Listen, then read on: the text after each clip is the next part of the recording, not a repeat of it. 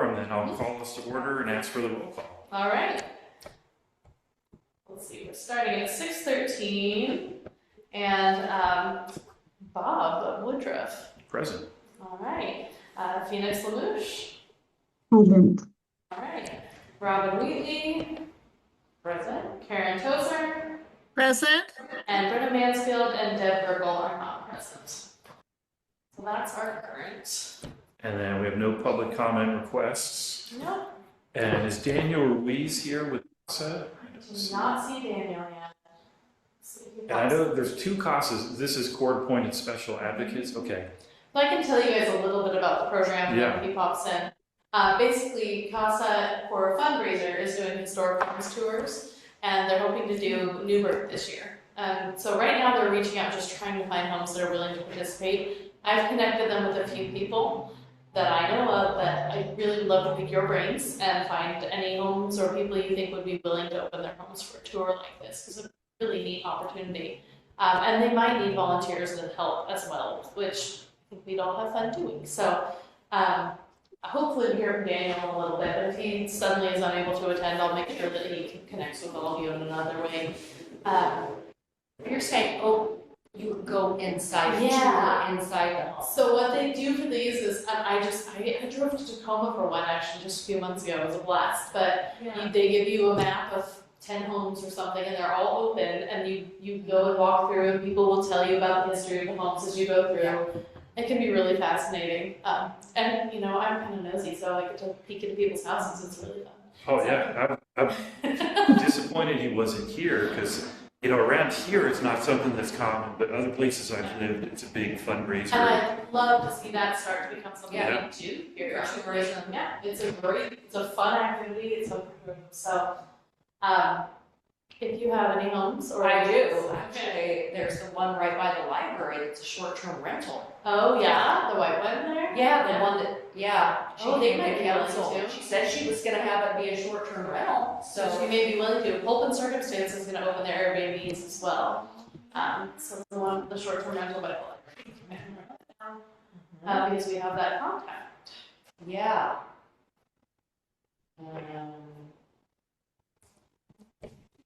I spoke with Bonnie Parrish, and she doesn't have a property she feels is correct for this right now, unfortunately. Because she does have that one. She has several beauty. Yeah, I'm disappointed he's not here because I did want to pick his brain. Lisa, I don't know how to pronounce her name. Lisa William? There's another guest watching. As a guest. Likely, so there's another non-public meeting occurring right now with a lot of council. I would anticipate a lot of people might jump on this thinking it's that meeting. So. Okay, I saw that they were having a open meeting or discussion about immigration. Yeah, so that we're probably going to get some drawings. So folks might be clicking on the wrong button, Yeah. or they might be interested in smart press. Yes, they might be. That's fantastic. So if you can get more information from Daniel, so it sounds like they're still in the planning, they don't have a plan yet. Yeah, I think they have a date chosen. They have a few houses. They're trying to get more. Great. So I'll send you everything he sent me so far. Yeah, and that would be hopefully super fun. connect if he shows up or anything else happens. I grew up in Chester County, Pennsylvania, which has the oldest house tour in the country. They've been, the Women's Auxiliary of the hospital in town has been doing they call it Chester County Day for 80 years. And it's a major fundraiser.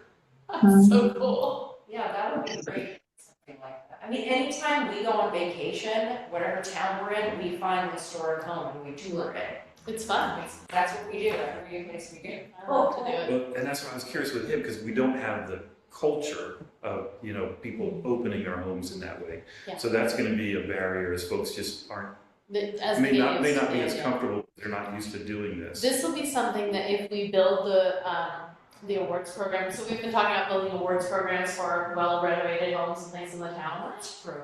Where it would just be like, we'll recognize someone who did a great job, things like that. They've done that before. Yeah. Bonnie, the woman that I was talking about that was by the library, she had another home that won some award. Oh yeah, for doing good. Yeah, and we don't do that anymore, but we used to. So we can always pull that back up, and that gives us a group of people who are eager to show off the amazing work they've done. We do it for the art fest, or the art tour. A lot of people all over the city open up their homes to go tour, yeah. right? Art. I've never gone, so I don't know if those are private homes or. Yeah, some of them are. It's people's studios, the art studios, so in case anyone shows up, Yeah. we need to know that that means stuff. Oh, I love that idea. I'm trying to think of the guy, we go to Key West. He's what is his name? Author. The movies. So either way, I think it'll be a neat event when it occurs. Yeah, anything we can do to support it. Well then, let's move on to updates from staff. All right, so the first thing is the CLG grant, so it's the Certified Local Government Grant. There was we could ask for up to $16,000 in a matching grant. Because it's matching, the city has to show an equal amount of funds in there. So I did some overly complex algebra to figure out exactly what to ask for. Asked for about $11,000 instead, which they actually said is more likely the amount they'll actually grant to people this year. So that worked out.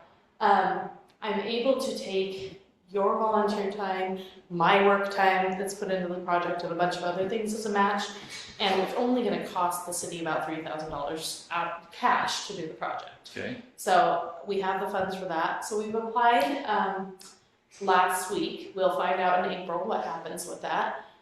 The application, as we discussed, was for updates to the historic resource inventory to add mid-century modern properties.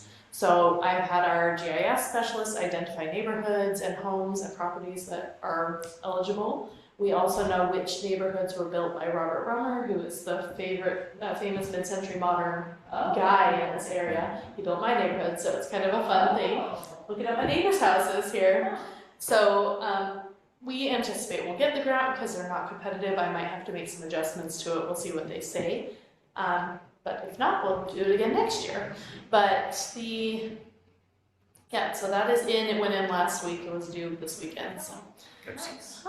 The next thing is the ODOT determination of eligibility, which I'm going to show you all. So let me share the screen. Go over here again. So this is because of all the ramps that ODOT's building all over town right now. A bunch of the ramps in the downtown and on Main Street are interacting with historic properties and sidewalks. Because we have all those sidewalk markers and we've inventoried them before, they're considered historic and they're damaging them, a lot of them. They're trying to either move them, keep them in place, whatever they can do to not, but if they can't, they have to remove them. But because of this, they have to do a bunch of work. It's called Section 106. It's a federal program where if state or federal governments interfere with historic properties, they have to do mitigation work, basically. So they have to do something else to support history in the area. So what they offered to do was do a full study of our downtown and write this document called a Determination of Eligibility. So basically it's a detailed research on the downtown and whether or not it could be eligible for listing at the state and federal levels as a historic downtown district. So when you go to like Florence or another cute downtown, you see historic downtown this way. Yeah. That's basically what we're talking about. So we're able to call it a historic downtown. It opens us up for federal grants. There's tax cut implications for the people involved. There's a lot of interesting things. Wow. Okay. So it can be a really good program. Now sometimes it does involve things like you can't tear down your building now because it's a historic register building. So we have to balance those things, or those extra steps. This is something that's been on the work plan. It's on the council goals list too. A few years ago, when we started researching the historic downtown, the city manager put a stop to it because there hadn't been enough community involvement with the project, and people in the community felt like they were being railroaded. So we did not want to do that. So we stopped the project at that point. Now this document is all the research done and the state saying ahead of time that we are eligible, or we are presumed eligible, basically. Let's see what the language they used is here. They said, in here, potentially eligible. So the state has already said that they think that this project would go through if it goes to their historic commission, the state historic commission, for approval. So this is a really cool document, and I just emailed it to you all. I could have sworn I attached it to this agenda, and I went to look tonight and it wasn't there, so I'm sorry about that. But I just emailed it to you all, and it is 82 pages of wonderful research about all the buildings of the downtown. Wow. Yeah, and this is so cool. So you'll have fun looking at this document. I skimmed through it and It's cool. yeah. I think I sent it to you for sure. 29 buildings in the district, in the boundary. It's just a really neat situation. So I'm really excited to see what comes of this. So the next step we'll take with this is we're gonna start doing outreach in the downtown. Yeah. We will not pursue designation until we have buy-in. Yeah. Because you don't put things like this on people. Yeah. The next thing is to learn all about it. When we talked about this before, we talked about creating a brochure or something that we can give to all of you. You can go door to door and start talking to people in the downtown who would be in the district and say, this is what it is, here's the pros and cons, let's talk about it and have some conversations. I thought before we were talking about this, that was part of the $11,000 grant. Somebody else was gonna go around. So we can do that. So we're eligible for this grant every 2 years. The CLG. The CLG. Okay. So the work plan that was made a year and a half ago was that the first time we were eligible, we'd apply to update our inventory. The next time we would do the historic downtown designation eligibility study, and the next time we would actually put it into place. Okay. The beautiful thing about this now is we don't have to spend grant money doing the study. Yeah. So it's we free, can look at getting a grant to do the outreach. And have you sent that work plan to Phoenix? Has she seen that? I don't think I sent your work plan yet, but I will.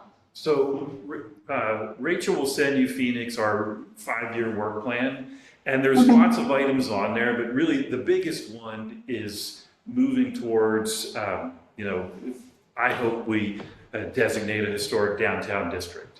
And that's going to be a big change. There's going to be some property owners who are a hard no and will never be interested. There'll be some who'll be interested immediately, and it'll be part of our and the city government as a whole is working with folks to come up with something that makes sense for Newburgh. I've said all along that I'm very supportive of a historic district, but I want to do it in a way that makes sense to Newburgh. I've lived in places that had really, really strict historic regulations, and often it was not, it did not really increase the livability. It was a big burden on homeowners, and if you were rich, it worked really well. If you weren't rich, it was hard to live in that historic district. And Now, some of those restrictions are city-placed restrictions on the historic properties, so Newburgh has a little more flexibility. that's what I'm saying. Yeah, Yeah. so it's a good thing. The ones that I'm talking about were city, particularly, I lived in Charleston, South Carolina for 8 years, and they have very strict historic rules, and there's very little you can do down to the color of the house that you paint. And those are city enforced and not, they make sense for Charleston, but they wouldn't make sense for Newburgh, and I would never support that. Yeah. And I think a lot of people, when they hear a historic district, they go to the extreme, and their property owner goes to the extreme in their mind and thinks of all the things they won't be able to do. And that's going to be the challenge, is to figure out, what makes sense. So one thing that I would suggest we do is we look at this, we take our code right now and what it means to be a historically listed property in Newburgh and look at that in a careful analysis. So probably great at our next meeting. And to see if there's anything else we think should be added to the code or, changes that should be made anyway. I think it'd be better to have the code kind of set before we go out and talk to property owners, so they actually That know makes what it would mean. Now, if they became listed and then the code changed, there's a planning process where they make everyone aware that, okay, your property is being affected by this code change, and there's ways that they can not be affected as poorly by it. Mm-hmm. So anything that would affect, property values or anything like that, we would be notifying. But I think it'd be great to get the code all straightened out and then pursue this. So we've got, a few years to work on this. Yeah. I'm excited about this. Yeah. This is a huge step forward. It's exciting. The other neat thing, so I'm like, I want to dig in and read everything about this right now, so it's fascinating, right? Yeah. The other neat thing they're doing is there are several specific properties that they're looking into that are not in the district. So they're still working on those right now. They're not finalized, but that'll be St. Peter's Church on Main Street. So the old stone church. It's not St. Peter's anymore, but it was historically. It's church. Is it Calvary? I think it's Calvary Chapel down from the fish place. Yes. So that's one of the they're researching. They're researching the Newburgh Sash and Door Factory, which is the quiet floors. Oh, yes. Where we have the flooding in the Franklin Street. Yeah. So that's a historic building. The Chehalis Valley Mills building on Main Street as well. Hoover Park, which is right across from the Hoover Mentor House. They called it the Hoover Hancock Park, which I had never heard of before, so I'm really curious about that. The ODOT maintenance yard on College Street is a unique one. It's an older building, I think WPA. I wouldn't be surprised. I wouldn't be surprised at all. And then one of the Quonset huts on Main Street is another one. So we've got some really unique buildings that they're researching for us right now. They're doing all of this because it's part of the free, so I'll take it. Nice. The Quonset huts in town are a pet project, an interest of mine, because I've never lived anywhere that had more Quonset huts. And most of them date back to the 40s and were part of World War II and the war effort. They were quick, easy to build, and for whatever reason, Newburgh has a high portion of Quonset huts. There's quite a few. 2, 3? I know there's more than that. So Chuck Zickenfuss did some intense research on this years ago. It would be great to bring him in. He was on this years ago in the Historical Society. He did a presentation at the Historical Society on it years ago. We have a lot. We also had a lot of buildings moved here from Camp Adair after World War II.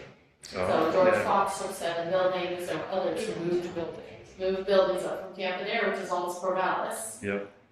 And so George Fox just tore their last one down. I get it. I just walked across it last night. The quad looks amazing without a building in the middle of it, but it was the same. Well, that's what's amazing to me about these Quonset huts is they were just womped up as cheap construction. They weren't meant to last. Yep. And they are. You know, I can think of one over here, the tattoo parlor. There's the one that's on the ADEC campus. And there's an arcade. Oh, the arcade one right by the post arcade. office. Yeah. There's I remember, I just saw 2 or 3 that I hadn't seen before at the back of one of the industrial properties up Franklin. Yeah. That's There's so many random Quonset huts in town. It's kind of a fun one. Yeah, they're looking at the one at 305 North Main Street. I'm not sure what that one is, but it had to be adjacent to where they're doing their actual. Isn't that where Habitat was, where Anvil Academy has been and is I'm moving? sure it's that one. That's another one. Yeah, there's another one. There's some really neat Quonset huts. So that's the ODOT update. Basically, they're doing the work. We should have the determination of eligibilities on those single properties soon. So that means that those properties themselves will be eligible for designation or not. And then once we get that, then we can reach out to the property owners and see if they want to pursue it. And if they want to pursue it further, we can get in that process. So then we had sort of talked about this jump starts us and then frees up that grant money that we could look at other parts of town. Yep. Is that something that still seems feasible? We can potentially. I'm curious to see how this first grant goes this year. What I have asked for is called a reconnaissance level survey, so it's a high level. Basically, we're finding the properties that might potentially need deeper research. It'll be a very high level survey. And then we can pinpoint things that we want to do these deep level surveys on. So you might want to go that route, you might want to research other parts of town. There's so many things we can do with the grant money, and I'd love to dig in deeper because I think we can do some interesting stuff. Yeah.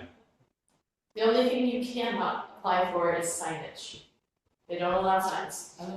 No derivative signs. I don't know why. They keep laughing about how that probably needs to change someday, but it's not allowed. That's the way it is. As you talk about it, they're trying to preserve as much of the sidewalk infrastructure that they interact with. Have we come up, is there a system, if they find they can't save it, they can't move it, rather than throwing it away, where would that Yeah. sidewalk stand for that piece of infrastructure What go? they've been told to do, and I should have that in my notes here, we gave them our list, and then we told them that the first goal is preserve in place if they can. Yep. After that would be remove and preserve nearby. So that might mean they're placing it in the sidewalk nearby, placing it right off the sidewalk nearby. And then the third is replicate and give the removed piece to the city. So they'll actually make a stamp out of it, and then they'll just replicate the stamp. And they give us the piece. So the crews will give that piece to us, restore to our public works yard until we have something to do with it. Okay, so there is a procedure there. Yeah, there is a procedure in place. They have not given me any yet, and there's a chance that when they go to remove them, they fall apart. You know, Yeah. Oh, sure. That happens, there's nothing they can do about it, but, that's the process we've given them, and we'll see if we get any back. But from what I've been told, they are preserving them pretty well, or replacing them, so. Excellent. I haven't gone out to double check with my own eyes yet, but Nice. they haven't hit much of the downtown, which is where most of them are yet. Excellent. Then move on to items from commissioners, the resource inventory project updates. I hadn't had a chance to read it, but I saw Deb forwarded on one today, yesterday, Yeah. recently. So, so just overview Phoenix, we've been doing an update to our historic resource inventory. Basically, all we're doing right now is the different commissioners were assigned a little chunk of properties in town, and they're going to just check and see, is this still in the town? Does it look the way we think it looks in the old inventory? Do we see any major changes? Has it moved? And marking anything that we think needs a major update.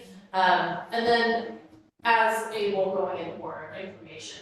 So, I think Deb and Karen have completed theirs. Did you do your sections? I did mine. You did your sections too. I don't think Britta or Brian never got around to this, so there's a few sections left to do. But when you are in town, if you'd like to do that, we can set you up with some sections. If you Yeah. want to do. I would love that. Cool. Well, let me know when you are around, and we'll make that happen. Yeah. I return on the 9th. Okay, good. Well, then we'll be able to have some good conversations and get that working. I think it'll be really interesting to see what updates are needed. One thing that you guys also asked from this was that we build more of a modern database for all of this information. It's definitely a need. We were hoping that we'd have a new staff member to be able to have the capacity to do that. Unfortunately, that staff member did not work out. So it's still on the radar, and eventually, hopefully, will happen. Right now, there's not staff capacity. As capacity. Well, thanks for understanding that. Like I told Robin, I wish I was 2 people sometimes so I could do all of it because Sure. it'd be so fun. But Yeah. I think that the whatever Deborah sent to you today may have, with last week, may have been mine. She was so kind and volunteered to help me. So Yep. we haven't communicated directly, but I'm going to guess that's what it is. Yeah, that's what it was. Yeah, Yep. and it was perfect. It was great to see and very helpful. I'll have to thank her. Anything else commissioners want to share or discuss while we're here?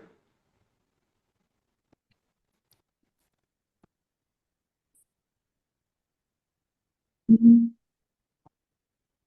One that I had, just a random thought, the walkway by where the old music shop used to be, where the cat place is now, has reopened. Oh, the breezeway. Yes. Oh, yeah. And in there's a bunch of display cases. We've talked so much about having a museum, or, I wonder, I don't know who owns that breezeway, Yeah. but it might be I do, so I can help you interesting with that. talking with them. Would they be interested in hosting Yeah, historic so, exhibits? We could do oh, interesting. rotating permanent sign, like wood. I don't even know what shape it would take, but there's a place there now. Yeah, I can give you an update on that. So Francis Enterprises owns it, so Okay. Brian Francis. Who is he now? Francis Theater and 99W are owned by him, or Cameo Theater, sorry. Yeah. Go on Historic Cameo. The Cameo Theater, the owner of the theaters, but they Okay. own several buildings in Yeah. the downtown. So they own that building. Okay. The breezeway is managed by the tenants in the shop there. So The arc. the Ark Pet Rescue right now. Okay. So they have Oh. authority over it at the moment. Now we have an old agreement that the city was allowed to put up signs and tell people to use the breezeway. But the agreement does not say the breezeway has to be open. It just says we're allowed to put up signs. So the signs are still there. The breezeway is being opened sometimes now.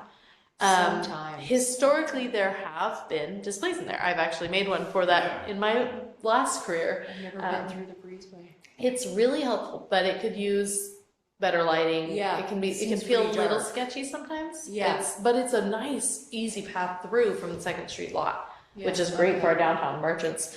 So I'd love to see that happen again. It good has been idea. done before, and people, Yeah. do walk through there. So Oh, it'd be really cool. One of the bugbears for years has been there's no parking in town. And so having direct access from the parking lot to First Street. I'd be intrigued to see if we could use the CLG grant to clean the space up. We couldn't do the interpretive signage, Yeah. but we could prepare it to be a presentation space or a public education space. I wonder. Yeah. I don't. You need to go in there and look a little closer, is there a more secure display casing that we could have? Mhm. And yeah, making it better lighting so that it does feel more inviting and comfortable. Yeah, so we, People want to go have to through get it. buy-in, but it'd be Is really it interesting. Park that makes the decision to open and close it, or would that be Brian? I think it's Francis? Hark at this time, but I think talking to Brian would be worthwhile. Yeah, I've always dreamed that you make a timeline of the city's history, stamp it in the floor. You do you could do so much with that Yeah. space. I've wanted to forever. So that you could really make that a cool little historical Wow. pop-up museum in the middle of town Yeah. that people just incidentally stumble through. It's not not another thing, but a Yeah, cool I thing. like that. Very cute. A charm adder. Good idea. That's a really good thing. It meets the council goals of balancing, the city's character with tourism. It matches the two beautifully. Yeah. Good idea. I'm in support. Yeah, Bob, if you want to chat with Brian, yeah, I'll check Brian, I know my daughter has his contact information. Mhm. If you go into the Cameo, yeah, when you go into the lobby, uh-huh, there's a little, on the wall there against where the theater is, uh-huh. there's a little collage, it says Cameo, and it's a collage of pictures of old movies. Oh, My yeah, daughter made as a school project. Oh, fun. And it's been there for years now. Yeah, She I thought love he the was just Cameo. gonna put it up for like a week or two after she did her school project. No, it's been there forever. It's been there for years now. So that's exactly what happened to the historic display. I mean, for that hall, it was never returned. It stayed there for many, I think it was up for 8 years. Excellent. That was pretty funny. Wow. It didn't matter. It was just a cardboard history of Yeah. Herbert Hoover in Newburgh, but a fun one. So yeah, and there was a misspelling that nobody saw except for me every time I walked through there. Oh, so much fun. Somebody's. Yeah, somebody finally pointed out to me, and then I couldn't stop seeing it, but most people did not. It was pretty funny. Well, with that then, I just want to thank everybody. Phoenix for getting up at 3 a.m. and Yeah. Karen.